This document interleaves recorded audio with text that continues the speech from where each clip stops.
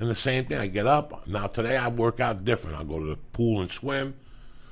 Something. Again, somewhere light, you eat dinner, and you're in your room. I'm packing.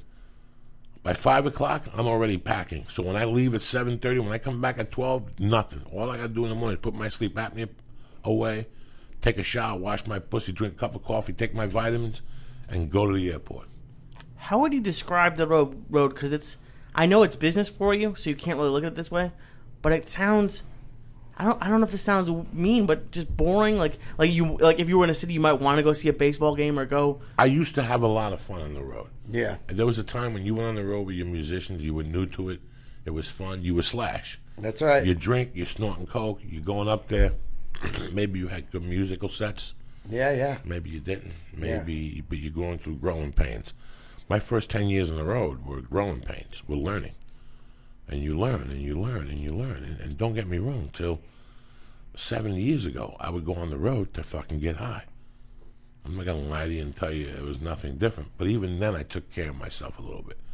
I didn't really get myself involved. Like, I didn't go to people's houses. At the club, somebody brought me to blow, and right from the blow to the hotel room. Yeah, I don't go to people's houses. No houses, no parties. They're always trying to get you to go to their house. Yes, the house, no. Because then I wake up at 6 in the morning, I don't know where the fuck I am. Yeah, they might get in a strange city.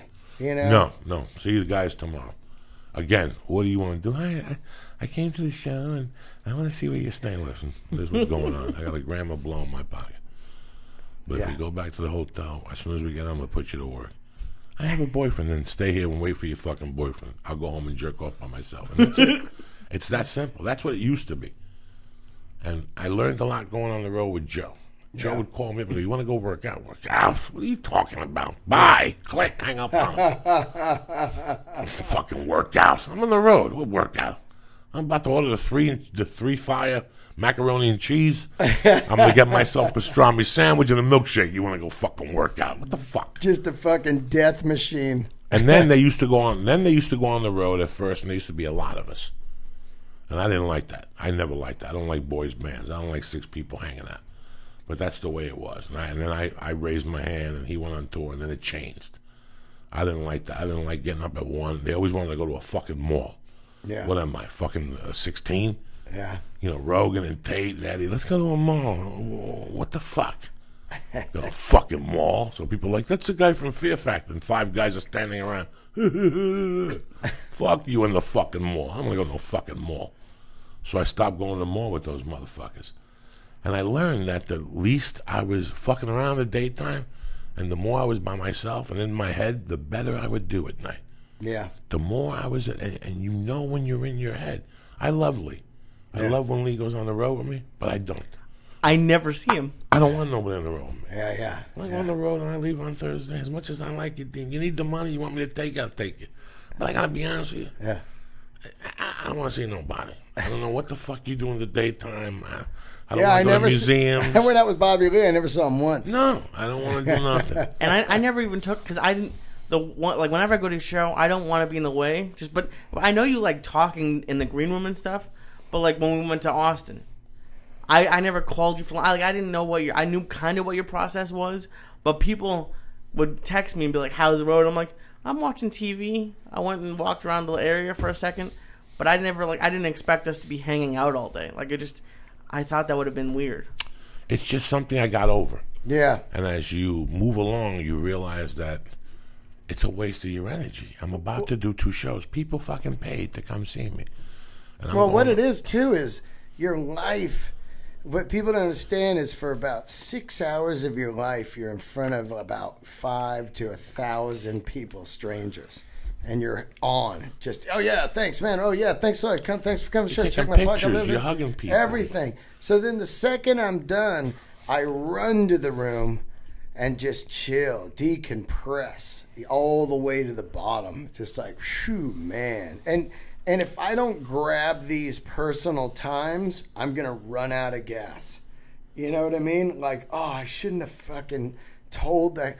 But that's my problem. Sometimes a guy will be like, hey, man, I know you're good with eBay. Can you maybe help me with this? Or, hey, can you get my car fixed? Because I know all kinds of people. And then I get into that, and then I go, fuck, I need a nap, and I'm fucked here. You know, whatever. Not just on the road, but in town or whatever. Yeah. And I'm doing 3-4 spots a night in town, and I'm going, fuck, I'm fucked here. I didn't get any sleep today. I gotta have sleep, man. It's weird. I'm 48, but I feel 90 because I'm working 7 days a week. Even with rock, you didn't work 7 days a week. You didn't work like 4, 5. And, you know, it's different. You got different... You're out. I see you. You're at the lab, back you're here. And that's what it takes. That's what a lot of these guys don't think. When you first get to L.A. or you're first moving around here, it's like what they tell you when you go to get out of a rehab. Listen, you get out of a rehab, you got to go to a meeting every day for 6 months. Yeah, but listen, it's not going to work out for you if you don't go to a meeting every day for 6 months. And that's the first 90 days. After that, I need for you to go to 3 fucking meetings a day. Yeah.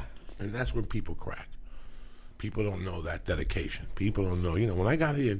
From 97 to 2005, I went out every night. Those 17 weeks I was in the longest yard was the first time I wasn't out every night because I was in New Mexico. I was out every night, guys. I hosted on Sunday nights. Yeah. You did the open mic on Monday. You did Tuesday because it was Fat Tuesday before people in the original room. And then before that, I needed my Coke money. I'd be at Felipe's. I'd be at Fly's. I'd be all over fucking town doing these Mexican rooms because they made you better. By the time I got to the store, I was going to kill those motherfuckers because I just did 2 Mexican rooms where they're fucking not even paying attention to me. Yeah. You know, I had to follow Jeff Garcia or something. It's amazing. So I was out every night. Then one day I go, you know what? I got to do something. You got to pick your battles and you have to make the scheduling. But there's one point of your career here where you're here the first 3 or 4 years. You're out every night. I didn't know nothing about. I'm gonna rest. My show is on tonight, Portlandia. No, you watch Portlandia. We have a friend that lives in movie land. What's his career do? You got no time for movies. There's no Breaking Bad in your life. There's no DVRing. When I get home at night, I used to get the backstage when I first got here. Yeah, backstage was huge then. If you want to act, this was your way in because agents wouldn't sign you without a reel. They didn't care what was on that reel, so you'd have to use college films. So I would buy backstage on the way home. I would stop at Curson. Yeah, get the backstage. Backstage paper, there at 12, and I go home on Wednesday night, Thursday morning, and I fill out envelopes all night and auditions and lick letters and handwrite. I want to be in your movie and send them. So I would get the first because on those movies are now no budget, so they only look at 10 people. So I always wanted to get my foot in the door at those. So I'd be up till 4 licking envelopes. Doing blow, but I'd be licking envelopes at the same time. Yeah. And then you get up, and it's the same. You're meeting people to write, and blah, blah, blah. I was telling somebody I threw my fitness away. Yeah. When I first moved here, I was 240. I went up to 300 pounds in 6 months because everything was comedy. It wasn't that I didn't take care of myself. I gave my life for this. That's what I got going. Ozzy Osbourne sold his soul for rock and roll. You want to fucking own comedy. You want to own an artist. You want to be a musician. You want to be a painter, a plumber, a carpenter. First 5 years, you got to fucking own it. You got to fucking own it. You got to get in there. Well, I can't work Thanksgiving night because fuck your fucking family. Yeah. Fuck your fucking family. Yeah. You're the second guy. If you work Thanksgiving, you might fucking get a bump. The guy will see you.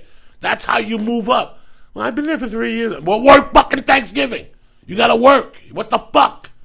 What the fuck? That's what. As soon as a comic tells me, yeah, things aren't happening. I guess you got to be gay to make it in Hollywood. No. What are you doing next weekend? I'm going to my brother's wedding. You know what I'm doing? I'm doing 9 spots in town.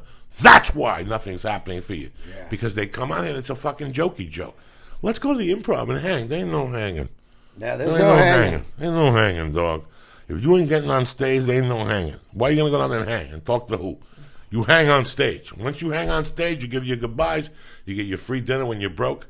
Because when you're broke and they give you a free cheeseburger, you take that motherfucker to go. You don't miss that burger. I ate one last night there. Yeah, that's the point of doing the spot there. Absolutely. Is to get your fucking free meal. That's all comes with it. When I'm doing an improv, I don't spend money the whole day. I just starve it out till I get there. That's what a fucking comic does. Yeah, because I go, okay, I'm gonna eat. I can eat as much as I want there.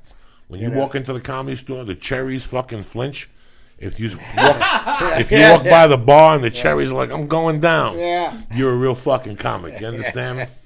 I heard a great thing from a buddy of mine. He said, Jay Moore said that Jay Leno said, they said, hey man, how'd you get like somewhere at the Comedy Store back in the day, and he said there was 4 comedians in line always. First one got out of line for a drink.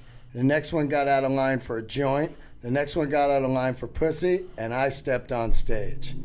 And it was an amazing scenario, you know, because that's when I'm at the places, I'm not there to party, and I'm not there to, you know, seek out anything except stage time. Well, that and comes with knowledge. age and experience. Right, You right. sift right through the bullshit. Right. While they come in, they're like, let's do a drink. Yeah, I'll be right back. Let's get 2 drinks. Get a Jack and Coke, too.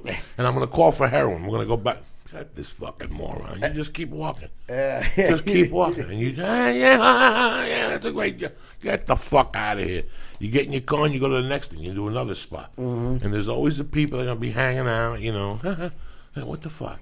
Yeah. Go take care of your business first, then come back. Yeah. That was my motto. I went and took care of business first, and I snorted coke, and I got my dick sucked, and I looked out windows. But I went and did my 2 or 3 spots first. Yeah, you can do anything after you've worked. After you work, you do whatever the fuck you want. That's Because the then thing. your conscience is clear. I did what I had to do. That's why they call it work, because nobody wants to fucking do it. You know what I'm saying? How'd you get into music? How old were you?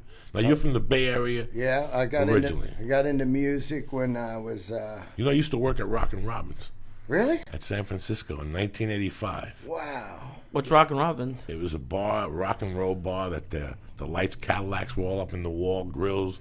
Yeah. And the lights would go on. And Did they sing in there, the waiters? It was a 50s bar, right? Yeah, something weird. I worked on Mondays as a doorman. Did you live in the city? Friday, I lived in the Tenderloin in 1985. Did you do comedy there? Not at all. I was robbing people then. Yeah. I was cashing in traveler's checks in Japantown for the Cubans.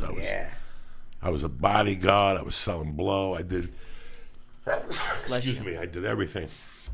In fact, the other night I read something. I told people on stage that I lived everywhere bad, and one of the worst places bad I ever seen was the Tenderloin. And yeah, there was an article Saturday. A bunch of guys were heckling a chick. The guy stuck up for his girlfriend. They stabbed him 9 times. They don't fuck around the Tenderloin. Let me tell you something. The Tenderloin still is not gonna. We're going in like fucking Marines. You understand me? Welcome to church, motherfucker.